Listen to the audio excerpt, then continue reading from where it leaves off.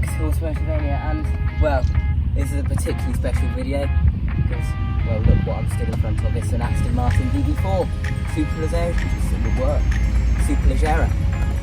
I mean, this is probably the most special car I've reviewed on the channel. Let's not waste any time, let's just get started right away and I'll tell you about it. First off then, let me just give you a rundown of the car and its history.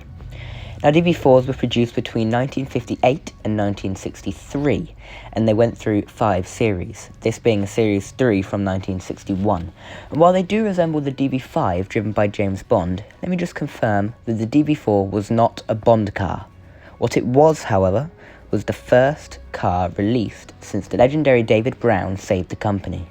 With its Polish-designed engine, Italian bodywork and British chassis, most DB4s bore a 3.7-litre straight-six engine that produced about 240 brake horsepower and got to 60 in 9 seconds. Very quick for its time.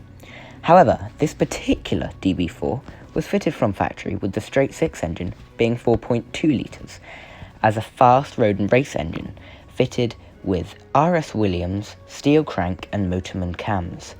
Let's see how that engine performs now in 2023 by taking it for a drive.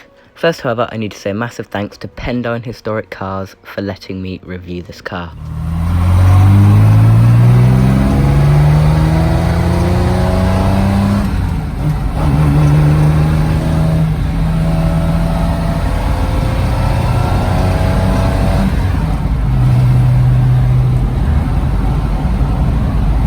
When your foot down and get on a twisty road in the Aston, you can keep up with any modern day car.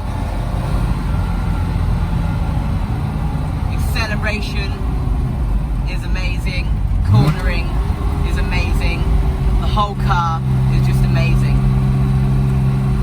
But even when you enter the village and slow down a bit and go over the potholes, it's not even that bad to just sit and drive in.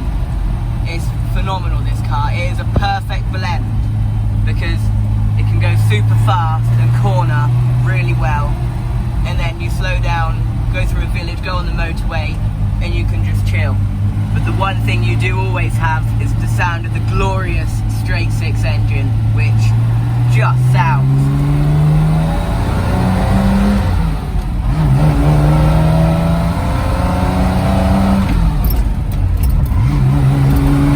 Well, it sounds like that.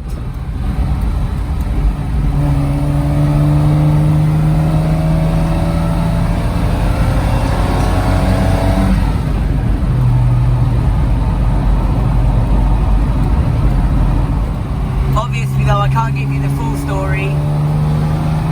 I can't drive, but here's someone who can. It's cameraman Johnny. Hello, Johnny. How are you doing? Right, you've driven this car about. What are your thoughts? It's a fantastic car. It used to be a race car, which has been recently converted to a road car. So you have all the creature comforts of a road car with the performance and handling of a race car. And the result of which is a car which drives just incredibly well. I'm not sure what's going on in front of us. There's a man in a car, well, out a car. In conclusion then, the Aston drives absolutely superbly and it's the perfect tourer. Now let's take a closer look at how it looks. From the outside then, the Aston is, well, I think it's one of the best looking cars of all time, to be honest. The colour scheme on this one, that green in that sun, is just fantastic. It suits the car so well, this colour. That is the colour I would pick if I was getting one of these. The grille, everything on this car complements its other features just so perfectly. It just looks amazing, the lights, the way they sit.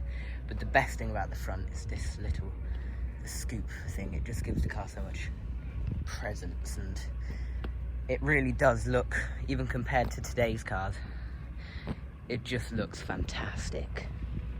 From the side, got some more scoopy air bits, and the wheels on this car look amazing as well.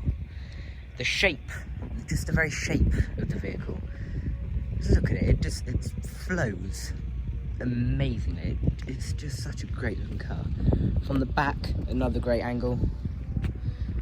Very simplistic, yet very sporty and just very cool.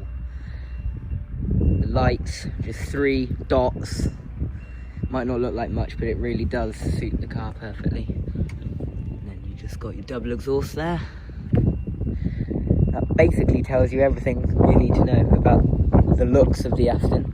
It is just phenomenal.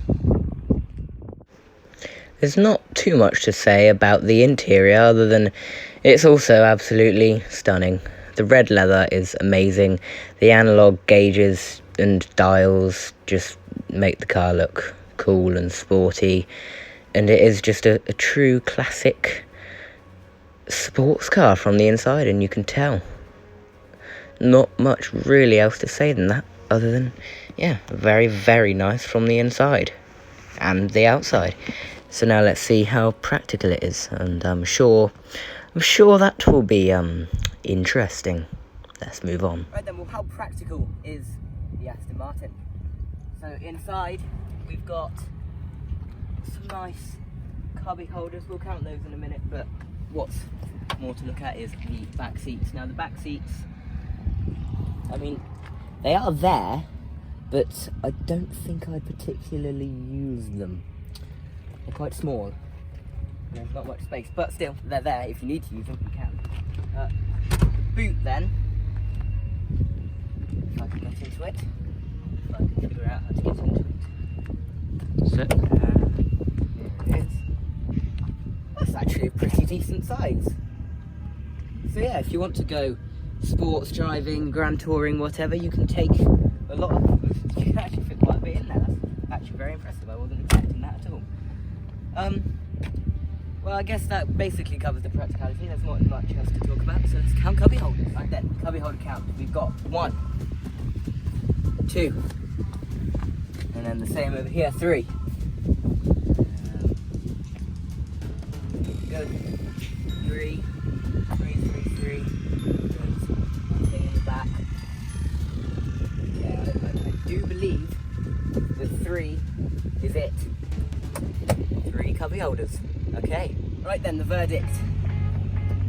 Well, really, I can't think of much not to like about this car. And, well, just look at it. Like, I know there might be a few things that aren't great about this car, but then you just look at it for a second, and you realise that those things kind of don't matter because it just looks absolutely phenomenal. I'm gonna rate it, I think, an actual 10 out of 10. Johnny, the cameraman behind the camera, what would you rate this car out of 10? It's got to be 10 out of 10 as well, I think. Yeah, what are your thoughts? I mean, it doesn't really get much better, does it? Where it's, you know, proper British classic car. Apologies for the plain engine sound. We are filming at an airfield, so yeah, it's a bit noisy. I don't have a microphone. I need to order a new one. Thanks for watching. Goodbye.